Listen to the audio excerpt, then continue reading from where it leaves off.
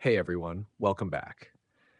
In this video, we're going to check how to fix views not showing on Instagram Reels. If you're new here, make sure to hit that subscribe button for more helpful tutorials. Now let me walk you through the simple steps to fix this issue. Step 1. Go to the App Store or Play Store and update your Instagram app to the latest version. Open Instagram and go to your profile.